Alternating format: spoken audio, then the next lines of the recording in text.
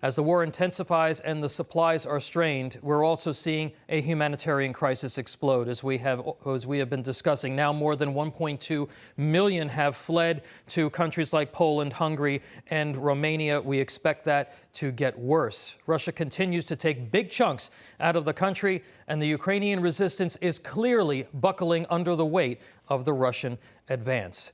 To discuss this and the next moves, joining me now is former National Security Advisor and former U.S. Ambassador to the United Nations, John Bolton. Ambassador, good to see you.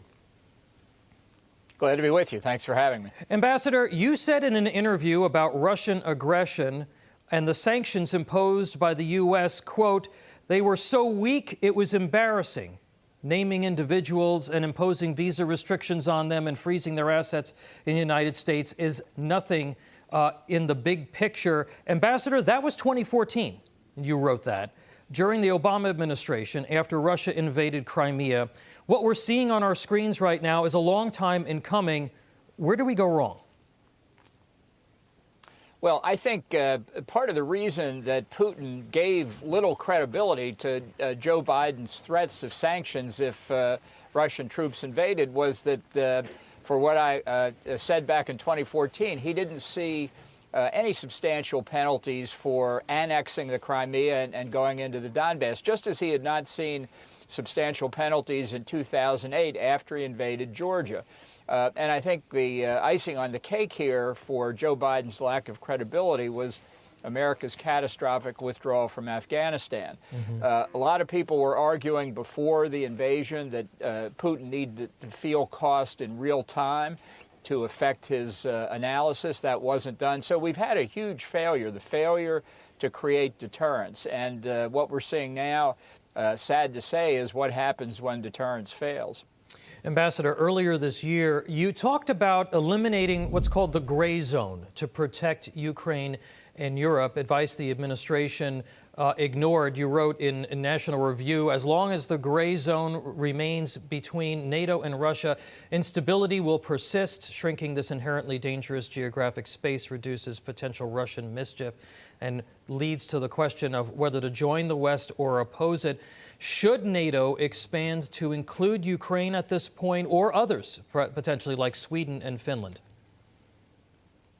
Well, I think in the case of Ukraine, Biden isn't going to push it and the Europeans wouldn't accept it. You know, George W. Bush in April of 2008 proposed putting both Ukraine and Georgia on a fast track for NATO membership. He was right. The French and the Germans objected. Again, we're paying part of the cost here. Now, it is also true, though, that there's been an increase, substantial increase, in popular support in both Sweden and Finland, as you mentioned, to join NATO. Now in both countries, over 50% for the first time. I think we ought to take advantage of that. Ambassador, we're hearing from Vladimir Putin today that some strong language saying that the sanctions are akin to a declaration of war. Some of the strongest rhetoric that we've heard out of Moscow over the last 10 days. Your reaction to that? Well, it's very interesting. You know, there's a discussion going on that President Zelensky, in his address to the Senate, at least we have some reports of that, but certainly what he said publicly is he wants NATO to create a no-fly zone to try and give some protection to innocent civilians, which the Biden administration has flatly rejected, saying that would lead to all-out war in Europe. The Secretary General of NATO has rejected, because we're all afraid of provoking Putin. Now he's taken the economic sanctions that people are patting themselves on the back about and saying that's tantamount to an act of war too. What we see is Putin deterring us. Our deterrence failed, but Putin is deterring NATO. This will not turn out well for Ukraine. Ambassador, the Wall Street Journal editorial board calls it a new Cold War. I've written about that and the sort of the revert to a bipolar world order. Do you believe that that's indeed what's happening here? And is the U.S. prepared militarily, economically, or even emotionally at this point to revert back to that posture?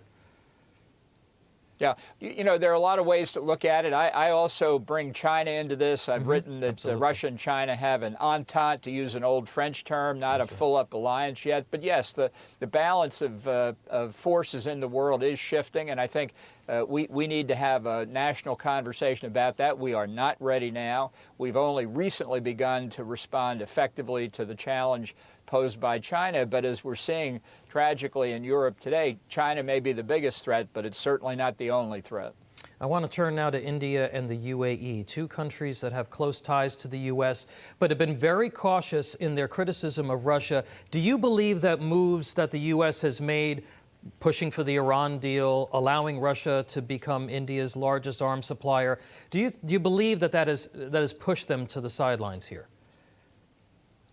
Yeah, look, with respect to the United Arab Emirates, I think it's very clear that the Biden administration's removing the terrorist designation from the Houthi rebels in Yemen, who, by the way, are firing missiles and drones at civilian airports in Yemen and Saudi Arabia, has led the UAE, which is a good friend of the United States, to try and separate itself and show its displeasure.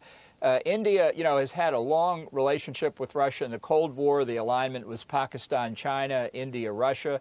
I think India has also been waking up to the China threat, but it's still finding it very difficult to pull itself away from Russia. I hope what they see in Ukraine will move them in that direction. That's certainly what the objective of U.S. diplomacy should be. Ambassador, you mentioned China earlier. Former Secretary of State Mike Pompeo was in Taiwan this week. He said publicly that the U.S. should formally recognize the independence of Taiwan and move away from the one China policy as a way of presumably deterring China's advance.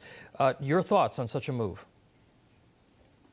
Well, I think it's absolutely the right thing to do. I just have to say I recommended it 20 years ago. That's right. But look, there's no point now to any strategic ambiguity about Taiwan. We should defend it. We should recognize it. If China doesn't like it, that's their problem. If they want to cut off diplomatic relations with the U.S., let them go ahead and do it. They won't do it. We should call their bluff and acknowledge Taiwan for what it is, a self-governing, independent country.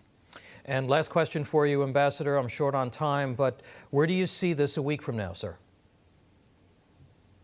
Well, I'm afraid that the preponderance of Russian military force in Ukraine is going to grind the country down. I think you rightly pointed to Odessa as a key target. I think what the ultimate Russian objective is to carve out the southern part of Ukraine and the eastern part of Ukraine, landlock the rest of the country, annex that part to Russia, and let the rest of it fend for itself. All right, Ambassador John Bolton, we have to leave it there. We always appreciate your insights. Thanks for being here. Thank you.